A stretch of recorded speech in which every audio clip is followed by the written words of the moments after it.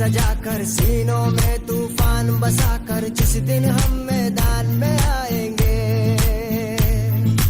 वक्त के सारे फिरौनों को, बातिल के सब सुल्तानों को हम अपना दरबान बनाएंगे। इंशाअल्लाह इंशाअल्लाह इंशाअल्लाह इंशाअल्लाह।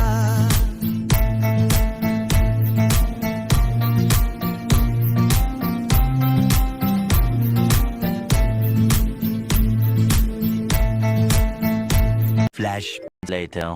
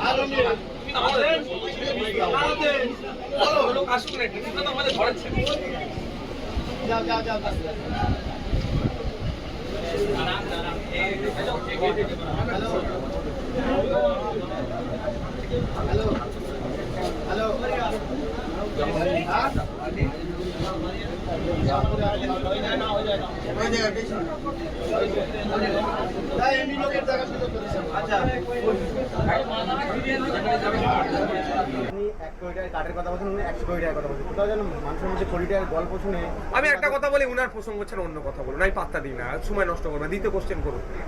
2024 বিধানসভা নির্বাচন নিয়ে কি প্রস্তুতি আপনার? সারা রাজ্যের মানুষ রেডি আছে, তৃণমূল বিজেপিকে হারাতে হবে।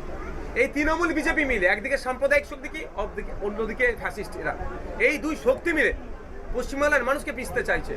2026 সালের মানুষ প্রস্তুতি নিচ্ছে এখন থেকে যে 26-এ বিজেপি তৃণমূলকে বাংলা থেকে বিতাড়িত করবে গণতান্ত্রিক প্রক্রিয়ায়, সেটাই মানুষ শিখেছে। আপনি এই ধরনের যে কর্মসূচি করছেন তৃণমূল পক্ষে বলা হচ্ছে যে আপনারা আসছেন কোনো নিয়ে লিখে চলে যাচ্ছেন, আর তাদের কাছে কিছুই দেখুন, যাদেরকে নিচ্ছি কতটা সুরাহা করতে পারছি না পারছি তাদেরকে জিজ্ঞাসা করুন না।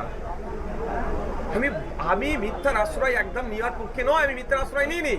এই রাজনীতি করে আমাকে সংসার চালাতে হবে না, রাজনীতি করে আমার পেট চলে না। যারা রাজনীতি করে পেট চালায়, সংসার চালায়, তারা মিথ্যার আশ্রয় নেবে।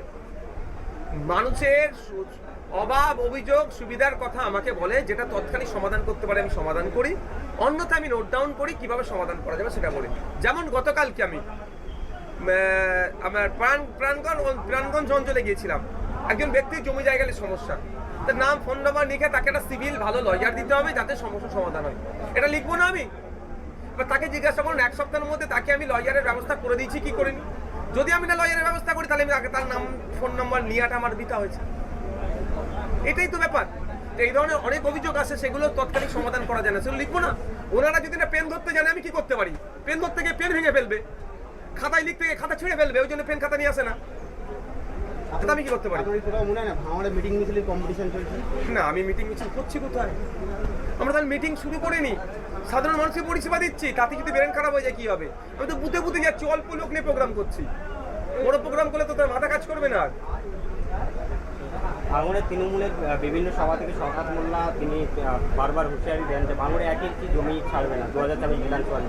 ফলে 2024 বিধানসভা নির্বাচনটি কোনো একটা জায়গায় কঠিন বলে মনে হচ্ছে? না না, আমি আবারও বলছি, আমার লড়াই মমতা ব্যানার্জির বিরুদ্ধে। এই চুনোপুটিরা কি বললো যায় আসে না। গণতন্ত্রের শেষ কথা বলে মানুষ আমাদের সাথে আছে, তৃণমূলের বিপক্ষে আছে, এটাই বড় পাওনা।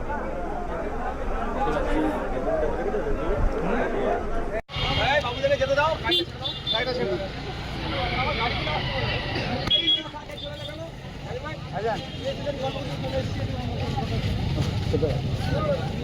গাড়ি আসতে বলো, গাড়ি গাড়িগুলো ডাকো না, গাড়িগুলো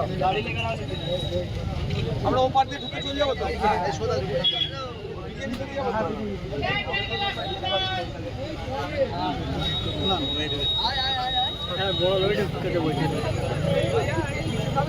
হ্যাঁ না, এখন ফুচকা খেলে বলতে আবার কাউকে অনুকরণ করা হয়। আর আগে ফুচকা আমরা খেয়েছি বিয়ে বাড়িতে। কেন ফুচকা এই লরিটা আসতে সাইড দিয়ে দাও তো।